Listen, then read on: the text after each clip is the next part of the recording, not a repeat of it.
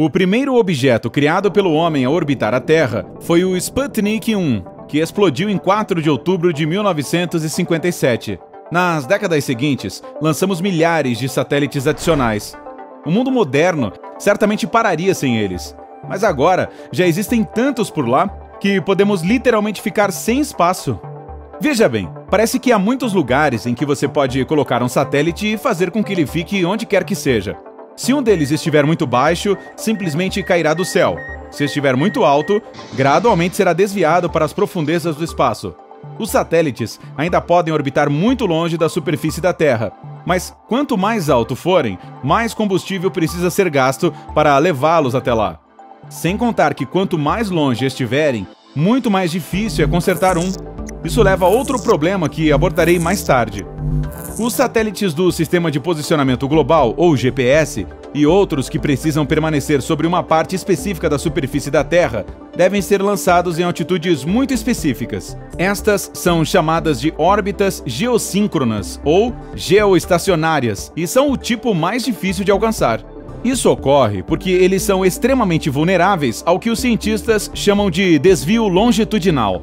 Basicamente, existem duas posições completamente estáveis e duas instáveis. Qualquer coisa que orbite a Terra gravitará em direções às duas órbitas estáveis. Quanto mais longe de uma órbita estável o satélite, mais esforço será necessário para mantê-lo ali. Há também o fato de que qualquer objeto no espaço está sendo puxado pela gravidade de todos os outros corpos.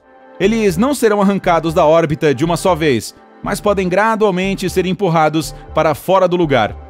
Isso pode eventualmente levá-los a sair completamente da órbita. Na pior das hipóteses, podem acabar colidindo com outro satélite. Com tantos em órbita, impedir que todos colidam é um trabalho de tempo integral. É uma tarefa que fica mais difícil a cada ano que passa, como a NASA admite abertamente. Se você quer uma prova, é só ver a colisão de satélites em 2009 sobre a Sibéria. No dia 10 de fevereiro, um satélite russo abandonado chamado Cosmos 2251 se chocou com um americano ao passar pelo norte da Sibéria. O impacto destruiu os dois objetos espaciais e lançou uma nuvem de destroços pelo espaço a uma velocidade incrível. Felizmente, nenhum dos fragmentos causou algum dano. No entanto, mais da metade deles ainda está girando pelo espaço e representando um risco para futuras missões. Satélites quebrados ou abandonados, como o Cosmos 2251, são uma enorme ameaça para os que ainda estão funcionando, porque podem sair da órbita com muita facilidade e não temos como corrigir o curso deles. Eles também não são o único lixo espacial rodopiando pelo grande universo, e também não são os mais perigosos. Pelo menos é fácil rastrear satélites completos. O mesmo nem sempre é verdade para os detritos deixados para trás por lançamentos desses objetos e outras missões. Um pedaço de lixo espacial de apenas 10 centímetros de diâmetro é suficiente para rasgar a maioria dos satélites. Em maio de 2019, havia cerca de 23 mil objetos desse tamanho ou maiores. Mesmo peças menores podem causar grandes danos aos satélites e são muito mais difíceis de rastrear. Já os muito pequenos são quase impossíveis de detectar e ainda podem causar sérios danos se atingirem o ponto certo. O pior cenário absoluto é o que os cientistas chamam de efeito Kessler. Pensado em 1978 pelo cientista da NASA Donald J. Kessler, é basicamente o efeito dominó no espaço. Pense em uma colisão como a que mencionei anteriormente, na qual dois satélites se chocam e se partem em milhares de pedaços.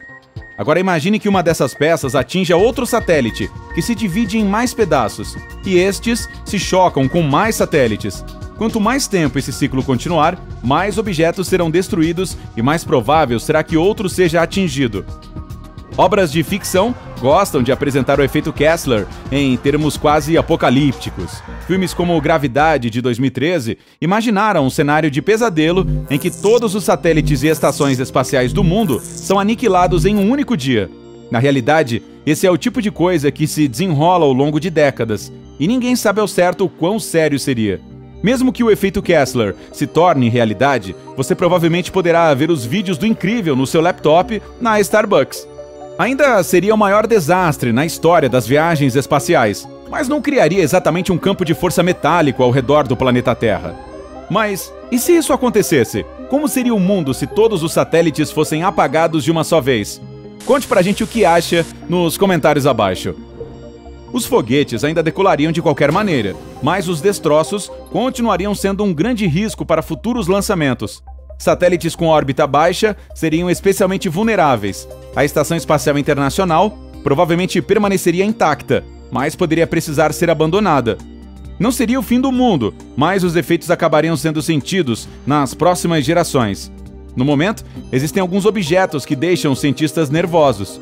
Um exemplo notável é o enorme e abandonado satélite Envisat, da Agência Espacial Europeia. Ele não é apenas o maior já construído, mas está em uma das regiões mais movimentadas da órbita da Terra. Para nossa sorte, as pessoas estão de olho nisso, caso algo chegue muito perto. Um desastre em grande escala é improvável, então você pode ficar tranquilo sabendo que não vai acordar uma manhã e descobrir que a internet parou de existir. Ainda assim, a ameaça de colisões desses corpos é muito real e só vai piorar quando lançarmos mais e mais deles em órbita. Mesmo que nunca vejamos outro acidente grave, como o que aconteceu em 2009, o lixo espacial acumulado continuará a restringir futuros lançamentos de satélites. Esse é um grande problema e só vai aumentar à medida que nossa necessidade por eles continuar a crescer. A boa notícia é que os cientistas estão cientes dessa questão e tomando medidas para reduzir a quantidade de lixo espacial que produzimos daqui para frente. Normalmente, os satélites modernos não recebem sinal verde até que haja um plano de como descartá-los. Geralmente, isso significa que o objeto precisa ser capaz de entrar no que é conhecido como órbita de lixo ou descarte. Às vezes, isso exige empurrá-lo tão longe no espaço que as chances de um acidente caem para praticamente nada. Outra opção é abaixar o satélite para que ele seja puxado pela gravidade da Terra. Eventualmente, cairá na atmosfera e queimará como um meteoro. Se isso soa como o oposto de jogar algo fora com segurança, não se preocupe. Mesmo os maiores já construídos não são grandes o suficiente para alcançar o solo sem que se desintegrem. Outra solução sugerida seria colocar satélites indesejados para que eles sejam arrancados da órbita pelo Sol ou pela Lua. Todas essas são boas maneiras de reduzir o desperdício futuro, mas não adiantam muito para se livrar do que já está lá.